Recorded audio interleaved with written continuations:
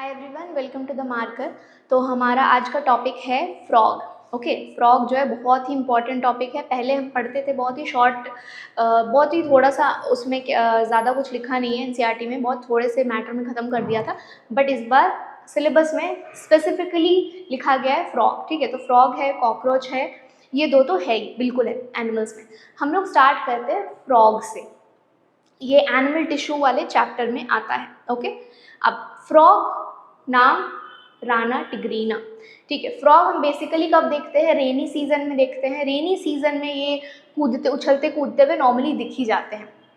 देखो, फ्रॉग के स्पेसिफिकेशंस की अगर हम बात करें तो ये एक एम्फीबियन है। एम्फीबियन का मतलब होता है कि ये लैंड में भी रह सकते हैं और वाटर में भी रह सकते हैं, दोनों जगह रहेंगे। तो इनका बॉडी या इनका लाइफस्टाइल ऐसे अडेप्टेड होगा कि वहाँ पर भी सर्वाइव कर जाए, यहाँ पर भी सर्वाइव कर जाए। ठीक है, अब देखो, एम्फीबियन है, कोल्ड ब्लडेड है। ठीक है, कोल्ड ब्लडेड का मतलब ये एनवायरनमेंट के अकॉर्डिंग अपनी बॉडी टेम्परेचर को खुद से रेगुलेट नहीं कर सकते। हम कर सकते हैं। हमारा बॉडी टेम्परेचर अगर 37 डिग्री है तो वो 37 ही रहेगा, चाहे बाहर जो है 40 डिग्री हो या बाहर -40 डिग्रीज हो, +40 हो या -40 हो। ठीक है, चाहे स्नोफॉल हो रहा हो या फिर धूप हो बहुत तेज, हम 37 पर ही रहेंगे अनटिल एंड अनलेस हम बीमार ना पड़ जाए तो बॉडी टेम्परेचर राइज हो जाता है। ठीक है, तो हमारे बॉडी का टेम्परेचर मेंटेन रहता है किसी भी कंडीशन में, तो उसे कहते हैं वार्म ब्लडेड। पर इनमें ऐसा नहीं होता है, इसलिए इनको कोल्ड ब्लडेड कहा जाता है। अगर इधर बाहर अगर सर्दी है तो उस हिसाब से इनको अपना बॉडी टेम्परेचर अडेप्ट करना पड़ेगा। ठीक है, अब हम आ जाते हैं मिमिक्री। इनकी एक स्पेशलिटी है मिमिक्री। यहाँ पर बोला गया है mimicry in a sense of colouration, कि जिस सराउंडिंग में रहेंगे उस सराउंडिंग से, क्योंकि ये ग्रीनिश कलर के हल्के से होते हैं, स्पॉटेड होते हैं, तो ये यूजुअली जहाँ पेड़ पौधे पत्ते रहेंगे वहाँ पर ये कहीं ना कहीं कैमोफ्लेज हो जाते हैं, छिप जाते हैं। जैसे गिरगिट में एक कैमोफ्लेज की क्वालिटी होती है कि जिस सराउंडिंग में रहेंगे वहाँ के कलर से वो मैच कर जाएगी। तो इनका क्योंकि नेचुरली कलर ही ग्रीनिश होता है, ऑलिव ग्रीन, तो ये इसलिए हम बोलते हैं कि ये सराउंडिंग से मैच कर जाएंगे और पता नहीं चलेगा कि वहाँ पर फ्रॉग है। तो इस कैमोफ्लेज प्रॉपर्टी को यहाँ पर मिमिक्री बोला गया। मिमिक्री मतलब अभी ये अपने विजुअली, ठीक है, अपने अपीयरेंस को मिमिक कर रहे हैं। किससे मिमिक कर रहे हैं? सराउंडिंग से मिमिक कर रहे हैं। मिमिक्री मतलब नकल उतारना। तो सराउंडिंग का कलर अपने बॉडी के कलर से मैच हो जा रहा है, तो वहाँ पर कलरेशन में नकल उतारना हो गया है। ठीक है, उस सेंस में। अब हाइबरनेशन एंड एस्टिवेशन। हाइबरनेशन का मतलब होता है, हाइबरनेशन और एस्टिवेशन जो होता है वो summer sleep and winter sleep होता है। तो ये सोते रहते हैं कब? गर्मियों में भी और सर्दियों में भी। हाइबरनेशन तुम्हारा विंटर स्लीप हो गया और एस्टिवेशन समर स्लीप हो गया। तो ये सोते रहेंगे, सिर्फ और सिर्फ रेनी सीजन में बाहर आएंगे क्योंकि ये इनका ब्रीडिंग सीजन होता है। ओके, चलो स्टार्ट करते हैं मॉर्फोलॉजी से, इनके बाहर एक्सटर्नल अपीयरेंस से। तो अपीयरेंस में हमें क्या दिखता है कि जो फ्रॉग होते हैं, अब फ्रॉग में स्किन जो होती है इनकी स्मूथ एंड स्लिपरी होती है। ठीक है, अगर स्मूथ एंड स्लिपरी स्किन नहीं होगी तो इन्हें दिक्कत होगी सांस लेने में, क्योंकि इनका बहुत ही एक इम्पॉर्टेंट पार्ट ऑफ रेस्पिरेशन या रेस्पिरेटरी सिस्टम जो होता है वो स्किन से डील करता है। मतलब स्किन से ये बहुत बार सांस लेते हैं, क्यूटेनियस रेस्पिरेशन जिसको हम कहते हैं। तो स्किन इनका स्मूथ, स्लिपरी और म्यूकस से कवर्ड होता है और हमेशा गीला होता है। अब कलर पर आते हैं तो बाहर के साइड ऊपर का जो सरफेस है, डॉर्सल सरफेस, ये हमें दिखेगा ऑलिव ग्रीन और हल्के हल्के स्पॉट्स होते हैं। पर अंदर का पार्ट जो होता है, जो पेट का पार्ट होता है इनका, वेंट्रल सरफेस, वो पेल येलोइश कलर का होता है। तो दो अलग अलग शेड्स ऑफ ग्रीन है इनके पास, ग्रीनिश येलो कलर है। अब हम आ जाते हैं बॉडी पर। बॉडी इनका डिवाइडेड होता है हेड और ट्रंक में। इनके पास कोई एब्डोमेन और थोरैक्स ऐसा नहीं, एब्डोमेन थोरैक्स मिला करके ट्रंक बनाते हैं। तो एक पोर्शन हो जाएगा हेड, एक पोर्शन हो जाएगा ट्रंक। हेड में क्या क्या आता है? हेड में इनके पास नॉस्ट्रिल है सांस लेने के लिए, माउथ है खाना खाने के लिए, टंग होता है, बाइलोब्ड टंग है इंसेक्ट्स को कैच करने के लिए। ठीक है, आईज होते हैं बल्जिंग, बाहर ऐसा लगता है बाहर निकले हुए आईज हैं, और सिंपल आईज होते हैं, कंपाउंड विजन नहीं होता है। कंपाउंड विजन कॉकरोच में आता है, इंसेक्ट्स में। निक्टिडेटिंग मेम्ब्रेन है आईज के ऊपर। आईज के ऊपर एक पतला सा लेयर है, एक मेम्ब्रेन है। क्यों? ताकि जब ये पानी में रहे तो पानी में जो पानी का जो रेजिस्टेंस है, जो वाटर का रेजिस्टेंस है वाटर फ्लो का, उससे वो बचे। तो इसलिए जब वो पानी में जाते हैं तो वो लेयर ऐसे बैठ जाता है उनके आईज के ऊपर, उनके आईज को प्रोटेक्ट करने के लिए। टिम्पैनम ईयर ऑसिकल और इनर ईयर है, बैलेंसिंग और हियरिंग में हेल्प करते हैं। अब हम आ जाते हैं ट्रंक पर। इनका जो बॉडी का जो हेड के अलावा जो बड़ा सा पार्ट होता है बॉडी का, उसको हम मिला करके ट्रंक कहते हैं। ट्रंक में थोरैक्स और एब्डोमेन जब फ्यूज हो जाता है हम उसे कहेंगे ट्रंक। ट्रंक में क्या क्या मिलेंगे? लिम्स। लिम्स इनके पास दोनों होते हैं, फोर लिम्स और हाइंड लिम्स। फोर लिम्स मतलब जो जिसे हम अपने हाथ कहते हैं, ठीक है, फोर लिम्स इनके शॉर्ट होते हैं, और हाइंड लिम्स जिसे हम अपने पैर कहते हैं, तो इनका भी पीछे वाला पोर्शन, जो पीछे वाला लिम्ब होता है, जो थोड़े लंबे होते हैं जिससे वो उछलते हैं, ठीक है, वो हो जाएगा हाइंड लिम्ब। फोर लिम्स में 4 डिजिट्स होंगे, हाइंड लिम्स में टोटल 5 डिजिट्स होंगे। लंबे होते हैं थोड़े ज़्यादा, मस्कुलर होते हैं, क्यों? उछलना होता है, कूद कूद कर जाते हैं ना, उछल उछल कर, तो लंबे होंगे compare to fore limbs, muscular होंगे और वेब्ड होते हैं। वेब्ड मतलब जैसे ये अगर ये डिजिट्स है तो यहाँ पर इस तरीके से ऐसे वेब, इस तरीके से अगर डिजिट्स हैं, ठीक है, तो यहाँ पर ऐसा वेब लाइक स्ट्रक्चर होगा। ये स्विमिंग में हेल्प करता है, ये स्विमिंग में हेल्प करता है। पानी को इस तरीके से अगर वेब होंगे ना तो पानी को पीछे पुश करने में हेल्प करेगा, तो इसलिए इनके डिजिट्स वेब होते हैं। अब हम आ जाते हैं, इनमें एक सेक्सुअल डायमॉर्फिज्म बहुत क्लियरली दिखता है। सेक्सुअल डायमॉर्फिज्म का मतलब होता है हम किसी भी एक ऑर्गेनिज्म में, एक स्पीशीज में मेल को और फीमेल को अलग अलग कैसे पहचान सकते हैं। जैसे इंसानों में भी बहुत क्लियर सेक्सुअल डायमॉर्फिज्म होता है, हम दूर से देखकर पहचान लेंगे कि ये मेल है या फीमेल है। तो इसी तरीके से फ्रॉग में भी दूर से देखकर पहचाना जा सकता है ये मेल है या फीमेल फ्रॉग है, ठीक है। पास से तो वैसे भी पहचान सकते हैं क्योंकि वो आवाज़ करेगा। मेल फ्रॉग जो होता है वो यूजुअली आवाज़ करता है, उनके वोकल सैक्स होते हैं। देखो मेल फ्रॉग जो होता है यूजुअली स्मॉल होता है, और फीमेल फ्रॉग जो होती है यूजुअली लार्जर इन साइज होती है। मेल के पास वोकल सैक होते हैं, वोकल सैक, वो जो टर टर की आवाज़ निकालते हैं ना, वो मेल फ्रॉग्स होते हैं। वो क्यों वैसी आवाज़ निकालते हैं? वो रेनी सीजन में आवाज़ निकालते हैं ताकि वो फीमेल फ्रॉग को अट्रैक्ट कर सके, क्योंकि ब्रीडिंग करना है, उस सीजन में ही उन्हें ब्रीडिंग करना है, तो इसलिए वोकल सैक्स उनके एक्टिव होते हैं। कोपुलेटरी पैड होते हैं, मतलब first digits of four limb, ये सिर्फ मेल में होगा, फीमेल में नहीं होंगे। कोपुलेटरी पैड हेल्प करते हैं फीमेल के को एक्चुअली एग रिलीज करवाने में, ठीक है। जब भी फीमेल फ्रॉग पानी में होगी, मेल फ्रॉग जो होंगे पहले स्पर्म रिलीज कर देंगे और उसके बाद वो फीमेल को हेल्प करते हैं कि वो एग्स ले करे पानी में, तभी जाके पानी में फर्टिलाइजेशन होगा। तो इसलिए मेल के पास कोपुलेटरी पैड्स होते हैं, फीमेल के पास नहीं होते हैं। तो ये बेसिक्स है कि क्या डिफरेंसेस होते हैं मेल और फीमेल में। अब हम बाहर की कैरेक्टरिस्टिक्स हमने देख लिया, अब हम आते हैं एनाटॉमी पर। एनाटॉमी मतलब अंदर के जो भी बॉडी के अंदर क्या क्या चीज़ें हैं। अब जैसे हमारे पास बहुत सारे सिस्टम्स है, डाइजेस्टिव सिस्टम है, रेस्पिरेटरी सिस्टम है, सर्कुलेटरी सिस्टम है, हमारा किडनी है, लिवर है, पैंक्रियाज है, हमारे पास हार्ट है, सब मिलकर काम कर रहे हैं। इनके पास भी ऑलमोस्ट सेम चीज़ें हैं, कुछ चीज़ें डिफरेंस है हमसे तो वो हम पढ़ लेंगे, बट ऑलमोस्ट सिस्टम सेम। जैसे स्टार्ट करते हैं हम डाइजेस्टिव सिस्टम से। अब खाना जब खा रहा है फ्रॉग तो उसके खाने में बेसिक कंपोनेंट्स क्या होते हैं? इंसेक्ट्स, ठीक है, तो ये कार्निवोर्स ही होते हैं। तो फ्रॉग्स जो होते हैं कार्निवोर्स होते हैं, और कार्निवोर्स एनिमल की जो गट होता है, जो एलिमेंट्री कनाल होता है, जो इंटेस्टाइन होता है, वो शॉर्टर होता है as compared to herbivores. Herbivores के फूड का एक मेजर पार्ट होता है सेल्यूलोज, और सेल्यूलोज को डाइजेस्ट करने में टाइम लगता है, तो इसलिए उनका जो इंटेस्टाइन होता है वो थोड़ा सा लेंथ में ज़्यादा बड़ा होता है। एंड कंपेरेटिवली जो कार्निवोर्स होते हैं उनके इंटेस्टाइन शॉर्ट होते हैं, ठीक है। शॉर्टर एलिमेंट्री कनाल। स्टार्ट करते हैं खाना खाने से। माउथ में जो टंग होगा वो बाइलोब्ड होते हैं, बाइलोब्ड टंग हेल्प करते हैं इंसेक्ट को कैच करने में, लंबे होते हैं टंग इनके, ठीक है। माउथ के बाद खाना कहाँ जाएगा? फेरिंग्स में। फेरिंग्स हमारे पास भी होता है common passage for food and air. Pharynx के बाद फूड पाइप, फेरिंग्स के बाद फूड पाइप ईसोफेगस में जाएगा। ईसोफेगस के बाद जाता है खाना स्टमक में, जैसे हमारे साथ सिस्टम चल रही है सेम वैसे इनका चल रहा है। स्टमक के बाद intestine, rectum and cloaca. Cloaca इनका एक कॉमन ओपनिंग होता है जिससे कि जेनाइटल ओपनिंग भी होता है, स्पर्म और ओवम भी वहाँ से पास होंगे, किडनी से जब एक्सक्रीशन होगा तो वहाँ से पास होगा, और जो डाइजेस्टिव वेस्ट है वो भी वहाँ से पास होगा। तो क्लोएका एक कॉमन ओपनिंग होती है तीनों के लिए। अब हम आ जाते हैं इनमें और क्या क्या चीज़ें डाइजेशन में हेल्प करती है। तो जैसे हमारे पास पैंक्रियाज होते हैं जो पैंक्रियाटिक जूस सिक्रीट करते हैं, इनके पास भी है। हमारे पास लिवर होता है जो बाइल बनाता है, और बाइल को स्टोर करके कॉन्सेंट्रेट करने का काम होता है गॉल ब्लैडर। गॉल ब्लैडर बनाता नहीं है, लिवर बाइल बनाएगा, गॉल ब्लैडर उसे स्टोर करके रखेगा, उसे कॉन्सेंट्रेट करेगा और फिर ये आगे भेज देगा through common bile duct into the intestine के पार्ट, डुओडेनम में, ठीक है। और उसके बाद इंटेस्टाइन में तो मेजर डाइजेशन यहाँ पर कंप्लीट होता है, यहाँ डाइजेशन कंप्लीट हो जाएगा, देन डाइजेस्टिव वेस्ट जो है वो निकल जाएंगे। ये हो गया डाइजेस्टिव सिस्टम।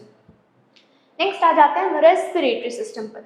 हमारे पास रेस्पिरेटरी सिस्टम में क्या आता है, हमारे लंग्स, हमारा नोज, हमारे नॉस्ट्रिल्स, हमारा विंड पाइप, ट्रेकिया, है ना, ये सारे रेस्पिरेटरी सिस्टम में आते हैं। हमारे पास रेस्पिरेशन का क्या एक जरिया है, पल्मोनरी रेस्पिरेशन, लंग्स ही हेल्प करते हैं। हम स्किन से रेस्पिरेशन नहीं कर सकते, हमारे पास सिर्फ और सिर्फ लंग्स ही है रेस्पिरेशन के लिए, पल्मोनरी, उसे बोलते हैं पल्मोनरी रेस्पिरेशन। इनके पास स्किन से भी कर सकते हैं, लंग्स से भी कर सकते हैं, बकल कैविटी से भी, 3 तरीके के रेस्पिरेशन शो कर सकते हैं। कौन? एडल्ट फ्रॉग, ठीक है। एडल्ट मतलब जो ज़रूरत पड़ेगा तो लैंड पर आ जाएंगे, ज़रूरत पड़ेगा तो पानी में चले जाएंगे। तो जब ये पानी में जा रहे हैं तो मेजरली किससे करेंगे, स्किन से करेंगे, और लैंड पर आ रहे हैं तो बकल कैविटी और लंग्स। लैंड पे स्किन से भी करेंगे, पर जब पानी में रह रहे हैं तो मेजरली स्किन से रेस्पिरेशन करते हैं। तो ये एडल्ट फ्रॉग। अब लार्वा जो होते हैं, लार्वा यूजुअली पानी में रहते हैं, टैडपोल्स, तो पानी में ये गिल्स से रेस्पिरेशन करेंगे, क्योंकि पानी में जैसे मछलियाँ होती है गिल्स से रेस्पिरेशन करती हैं, उसी तरीके से जब तक ये लार्वा स्टेज में है इनके पास गिल्स होता है। जब ये मेटामॉर्फोसिस करके एडल्ट में आ जाते हैं तो वहाँ पर इन 3 तरीके से ये रेस्पिरेशन कर सकते हैं। ओके, फिर आ जाते हैं हम नेक्स्ट सिस्टम, सर्कुलेटरी, बहुत इंपॉर्टेंट। सर्कुलेटरी सिस्टम का बेसिकली काम क्या है, पंप करना, ब्लड पंप करना। अब ब्लड पंप करने के लिए ब्लड होना चाहिए, ठीक है। तो ब्लड इनके पास होता है, बिल्कुल होता है। ब्लड में क्या क्या कंपोनेंट्स है, जो भी हमारे पास है, आरबीसी है, डब्ल्यूबीसी है, प्लेटलेट्स है, सब कुछ है। लिम्फ भी इनके पास होता है, हमारे पास भी लिम्फ कलरलेस फ्लूइड होता है, इनके पास भी होता है। डिफरेंस कहाँ आता है, देखो, इनका आरबीसी जो है ओवल होता है, हमारा बाई कॉनकेव। इनके आरबीसी न्यूक्लिएटेड होते हैं, हमारे नॉन न्यूक्लिएटेड होते हैं। हमारे आरबीसी में न्यूक्लियस नहीं होता, पर इनमें होता है। तो यहाँ पर ये एक मेजर डिफरेंस आता है। हेमोग्लोबिन है, बिल्कुल है, ऑक्सीजन कैरी करने का काम कर रहा है। हार्ट क्लोज्ड है, क्लोज सर्कुलेटरी सिस्टम है, हार्ट इनके पास भी है, चेम्बर्ड, ठीक है। अब कितने चेम्बर्ड हार्ट है, 1 2 3 चेम्बर्ड हार्ट होते हैं। जब हम तीन चेम्बर्ड हार्ट की बात कर रहे हैं तो क्या यहाँ पर अच्छे से, मतलब हम कह सकते हैं प्योर प्योर कैटेगराइजेशन है कि ऑक्सीजनेटेड ब्लड और डीऑक्सीजनेटेड ब्लड की? नहीं, बिल्कुल भी नहीं, क्योंकि यहाँ पर भले डीऑक्सीजनेटेड ब्लड आ रहा है और यहाँ पर ऑक्सीजनेटेड ब्लड आकर ये मिल जाएंगे एक जगह पर। तो यहाँ पर ऑक्सीजनेटेड डीऑक्सीजनेटेड ब्लड की मिक्सिंग हो जाती है। ओके, तो 3 चेम्बर्ड हार्ट होते हैं इनके पास।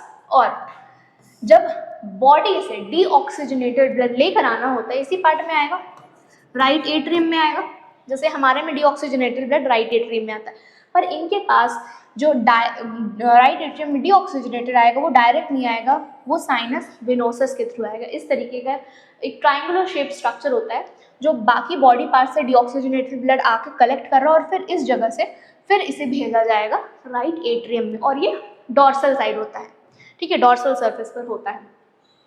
अब हम आ जाते हैं जब ब्लड पंप करना होगा आउट ऑफ द हार्ट, तो हमारे पास एओर्टा था, एओर्टा होता था, राइट वेंट्रिकल से एओर्टा लेकर जाता था। इनके पास एक कॉमन पैसेज कोनस आर्टरियोसस या ट्रंकस आर्टरियोसस में जाएगा और उसके बाद डिस्ट्रीब्यूशन होगा पूरे बॉडी में, और ये ventral surface of the heart पर होता है। ओके, इनके पास पोर्टल सिस्टम होते हैं, हमारे पास भी पोर्टल सिस्टम होते हैं। हमारे पास हाइपोफाइसियल पोर्टल सिस्टम होता है और हमारे पास हेपैटिक पोर्टल सिस्टम होता है।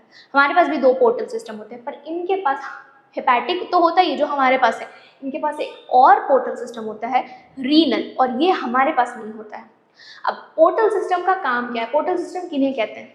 यूजुअली क्या होगा, हम क्या बोलते हैं कि एक किसी भी ऑर्गन से, मान लो इस ऑर्गन में मल्टीपल सेल्स थे, तो जब सेल्स ने मेटाबॉलिज्म किया, मतलब ऑक्सीजन यूज किया, carbon dioxide as a waste निकाला, तो कार्बन डाइऑक्साइड ब्लड में मिक्स होगा और इस ऑर्गन से जो ब्लड वेसल जा रहे होंगे, जो ब्लड जा रहा होगा टुवर्ड्स हार्ट, सारे डीऑक्सीजनेटेड ब्लड यहाँ से डायरेक्ट हार्ट में चले जाएंगे, ठीक है, डायरेक्ट वेना कैवा के थ्रू यहाँ पर हार्ट में चले जाएंगे, राइट एट्रियम में।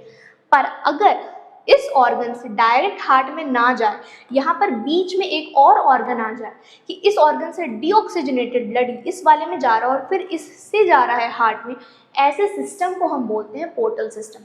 कि बीच में एक कनेक्शन आ गया, ठीक है, बीच में एक और कनेक्शन आ गया, ये वाला ऑर्गन।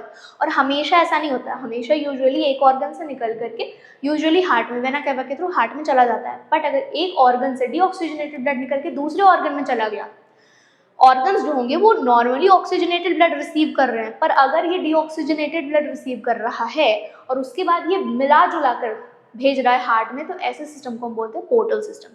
अब देखो रीनल पोर्टल सिस्टम में क्या होगा, lower part of body, lower part of body इसके जो लिम्स वगैरह है वहां से किडनी में जाएगा, और किडनी जो होते हैं किडनी से हार्ट में जाएगा ब्लड। और हेपेटिक में क्या होता है, इंटेस्टाइन से लिवर में जाता है और लिवर से फिर हार्ट में जाता है, ठीक है। तो ये दो पोर्टल सिस्टम इनके पास होते हैं। अब हम आ जाते हैं एक्सक्रीटरी सिस्टम पर।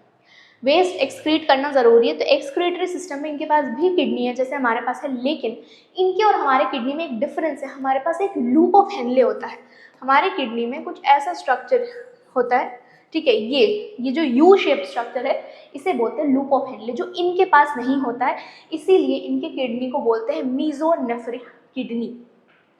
ओके, इनके किडनी को बोलते हैं मीजोनेफ्रिक किडनी, इनके पास लूप ऑफ हेनले नहीं होता।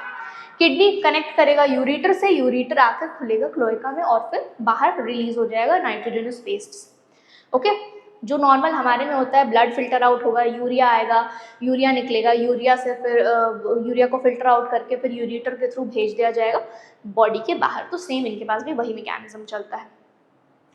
नेक्स्ट हम आ जाते हैं कंट्रोल एंड कोऑर्डिनेशन पे। तो कंट्रोल एंड कोऑर्डिनेशन इनके पास भी दो तरीके से होता है, एक तो न्यूरल, दूसरा एंडोक्राइन, ठीक है। न्यूरल और एंडोक्राइन हमारे में भी सेम चलता है। अब देखो एंडोक्राइन में इनके पास कौन कौन से एंडोक्राइन ऑर्गन्स है, पिट्यूटरी हमारे पास भी है, thyroid same, parathyroid, thymus, pineal, adrenal, pancreas, सब हमारे पास है। इनके पास भी सारे के सारे एंडोक्राइन ग्लैंड्स प्रेजेंट है। एंडोक्राइन ग्लैंड्स का काम क्या है, एंडोक्राइन हार्मोन्स बनाना, और ये एंडोक्राइन हार्मोन्स ब्लड में जाके पोर करते हैं, ठीक है। इन हार्मोन्स को ब्लड में भेजा जाता है और ब्लड के थ्रू पूरे बॉडी में सर्कुलेट करेंगे, हर एक सेल के पास पहुंचेंगे, क्योंकि ब्लड हर एक सेल तक पहुंचता है। इसीलिए हम न्यूरल पर पूरी तरीके से ना डिपेंडेंट होकर एंडोक्राइन पर भी कुछ डिपेंडेंस शो करते हैं कंट्रोल एंड कोऑर्डिनेशन के लिए। जो नर्व्स होते हैं वो हर एक सेल तक नहीं पहुंच सकते हैं, इसलिए हम पूरी तरीके से सिर्फ न्यूरल कंट्रोल पे डिपेंड नहीं कर सकते, पर ब्लड हर एक सेल तक पहुंचता है, इसीलिए एंडोक्राइन की इंपॉर्टेंस बहुत ज़्यादा है, ठीक है। न्यूरल वाले में हम देखते हैं नर्वस सिस्टम में क्या आता है, सीएनएस सेंट्रल नर्वस सिस्टम हमारे पास भी है, peripheral nervous system. Central nervous system में ब्रेन आएगा, स्पाइनल कॉर्ड होता है, ठीक है, ब्रेन स्पाइनल कॉर्ड। अब ब्रेन को प्रोटेक्ट करने का काम ब्रेन बॉक्स। ब्रेन में तीन पार्ट्स, फोर ब्रेन जिसमें सेरिब्रम होते हैं, मिड ब्रेन मिडिल पोर्शन, और हाइंड ब्रेन जहाँ पर मेडुला ऑब्लोंगेटा, पॉन्स, सेरिबेलम वगैरह आते हैं, ठीक है। पेरिफेरल नर्वस सिस्टम में हम आ जाते हैं, इसके दो कैटेगराइजेशन यहाँ पर, ऑटोनॉमिक नर्वस सिस्टम और ऑटोनॉमिक नर्व, ये जो ऑटोनॉमिक नर्वस सिस्टम है इसके भी दो और कैटेगराइजेशन हुए, ठीक है। ऑटोनॉमिक नर्वस सिस्टम के सिंपैथेटिक, पैरासिम्पैथेटिक। यूजुअली जो पैरासिम्पैथेटिक और सिंपैथेटिक नर्वस सिस्टम होता है ये इनवॉल्यूंटरी एक्शंस को कंट्रोल करता है, क्योंकि ऑटोनॉमिक नर्वस सिस्टम हमारा इनवॉल्यूंटरी के लिए रिस्पॉन्सिबल होता है, और सोमैटिक नर्वस सिस्टम जो होता है वो वॉल्यूंटरी एक्शंस बेसिकली कंट्रोल करता है, ठीक है। पीएनएस में कौन किस टाइप के नर्व्स आते हैं, जो ब्रेन से निकल रहे हो और जो स्पाइनल कॉर्ड से निकल रहे हो। तो brain, cranial nerves and spinal nerves दोनों यहाँ पर 10-10 पेयर होते हैं इनमें। ये हमारा हो गया ब्रेन। अच्छा, इनमें कुछ सेंसरी ऑर्गन्स भी होते हैं, जैसे हमारे पास बेसिकली हमारे पास sensory organ eyes, ear, nose, tongue, skin, ठीक है। हमारे पास 5 सेंसरी ऑर्गन्स है जिससे हम पता लगा सकते हैं, हम आसपास की चीज़ों को महसूस कर सकते हैं, सेंस हो सकता है हमें कुछ चीज़। अब इनके पास सेंसरी ऑर्गन, टच के लिए हमारे पास जैसे स्किन है तो इनके पास भी सेंसरी पैपिला है, टेस्ट के लिए टेस्ट बड्स होते हैं, स्मेल के लिए नेजल एपिथेलियम, नाक है इनके पास भी, विजन के लिए आईज और सिंपल आईज होते हैं, कंपाउंड नहीं, और हियरिंग एंड बैलेंस के लिए टिम्पैनम, इंटरनल ईयर और ईयर ऑसिकल होता है, ठीक है। और इन दोनों में से सबसे ज़्यादा वेल ऑर्गेनाइज्ड अगर हम बात करें, वेल ऑर्गेनाइज्ड स्ट्रक्चर, तो आई और ईयर जो होता है वो वेल ऑर्गेनाइज्ड होता है, बाकी सब ऐसे लूज डिस्ट्रीब्यूटेड सेट्स होते हैं, मतलब बहुत सेल्यूलर एग्रीगेट्स होते हैं, बाकी सब प्रॉपरली अगर एक सिंक में काम कर रहा है तो ये दोनों ही वेल ऑर्गेनाइज्ड होते हैं, बाकी सब लूज सेल्यूलर एग्रीगेट्स की तरह काम करते हैं। नेक्स्ट हम आ जाते हैं हमारा last system, that is the reproductive system. ठीक है, रिप्रोडक्टिव से बहुत क्वेश्चंस आते हैं। रिप्रोडक्टिव सिस्टम में मेल का देखते हैं, फीमेल का। मेल में यूरिनोजेनाइटल ट्रैक्ट जो होता है वो एक साथ होता है। क्या हो रहा है, मेल में किडनी के साथ जेनाइटल पार्ट जो है वहाँ पर किडनी के साथ यूरिनोजेनाइटल, यूरिन और जेनाइटल दोनों एक साथ मिलकर काम कर रहे हैं। ठीक है, अब होता क्या है, देखो इनके पास भी टेस्टिस है, 1 पेयर टेस्टिस है। टेस्टिस के ऊपर फैट बॉडीज होते हैं बहुत सारे। टेस्टिस और किडनी जॉइंट होता है थ्रू मिजोर्शियम। अब टेस्टिस में जो सेमिनिफेरस ट्यूब्यूल्स होते हैं टेस्टिस के अंदर, वो बनाते हैं स्पर्म्स। तो स्पर्म का फॉर्मेशन कौन करेगा, सेमिनिफेरस ट्यूब्यूल। सेमिनिफेरस ट्यूब्यूल ने स्पर्म फॉर्म कर दिया। स्पर्म जो है वो वासा इफरेंशिया को भेज दिया। कितने नंबर में होते हैं, 10 to 12। वासा इफरेंशिया से गया बिडर्स कैनाल में, ये सारे पाथवे हैं। ओके, बिडर्स कैनाल से गया यूरिनोजेनाइटल डक्ट और फिर फाइनली ओपन हुआ क्लोएका में। क्लोएका कॉमन ओपनिंग है यूरिन की, स्पर्म्स के एंड डाइजेस्टिव वेस्ट का। ठीक है, इस तरीके से मेल में स्पर्म्स बाहर निकल गए और कहाँ जाते हैं, पानी में। फीमेल के केस में क्या होता है, फीमेल के पास ओवरी है, इनके पास भी 1 पेयर ऑफ ओवरी है। तो जब 1 पेयर ऑफ ओवरी है वहां पर ओवम बहुत सारे बनेंगे और उनको रिसीव किया जाएगा इधर ओविडक्ट में। ठीक है, ओवम रिसीव किया जाता है ओविडक्ट में और ये आकर कहाँ जाएगा, क्लोएका में। क्लोएका से फिर एक्सटर्नल कहाँ, वाटर में चले जाएंगे। जब मेल ने स्पर्म रिलीज कर दिया वाटर में, वो फीमेल को फोर्स करता है कि वो उसी जगह पर एग रिलीज करे वाटर में। तब जब स्पर्म और एग जो है वो आसपास रहेंगे, सेम अमाउंट ऑफ एरिया में, सेम एरिया में रहेंगे, तो ही वहाँ फर्टिलाइजेशन पॉसिबल है। इसीलिए कोपुलेटरी पैड्स दिए गए हैं मेल को। तो जब वहाँ पर फर्टिलाइजेशन एक्सटर्नली हो जाता है तो बनते हैं टैडपोल या लार्वा। आ जाते हैं हम कैसे डेवलपमेंट हो रहा है इनका। देखो, फर्टिलाइजेशन एक्सटर्नल हो रहा है मतलब बॉडी के बाहर। बॉडी के बाहर कहाँ, वाटर में हो रहा है। जब फर्टिलाइजेशन हो चुका है तो क्या बना, एक लार्वा स्टेज बनेगा जिसे हम बोलते हैं टैडपोल। और लार्वा में मल्टीपल चेंजेस आएंगे और इन चेंजेस के थ्रू फाइनली हमारा एडल्ट बन जाएगा और इस प्रोसेस को बोलते हैं मेटामॉर्फोसिस। तो जिस प्रोसेस से एक लार्वा एक एडल्ट फॉर्म में कन्वर्ट होता है उसे हम बोलते हैं मेटामॉर्फोसिस।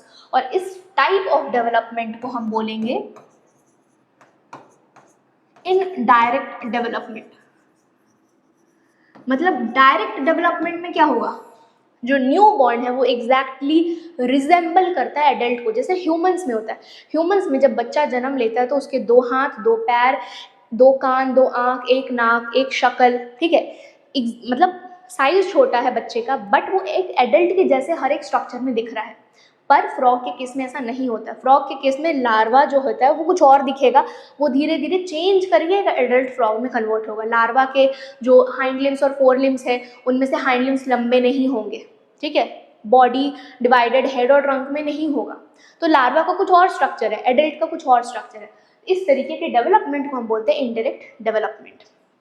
और अगर लार्वा को एडल्ट में कन्वर्ट होना है तो बहुत बहुत बहुत ज़्यादा इंपॉर्टेंट है पानी में आयोडीन होना, जिससे कि फ्रॉग क्या करेगा, थायराइड ग्लैंड में थायरोक्सिन बनाएगा। अगर इनके पानी में जहाँ ये डेवलप हो रहे हैं वहाँ पर आयोडीन नहीं हुआ, ये थायराइड ग्लैंड के थ्रू थायरोक्सिन नहीं बना पाए, तो यहाँ पर एडल्ट में कन्वर्ट नहीं होंगे।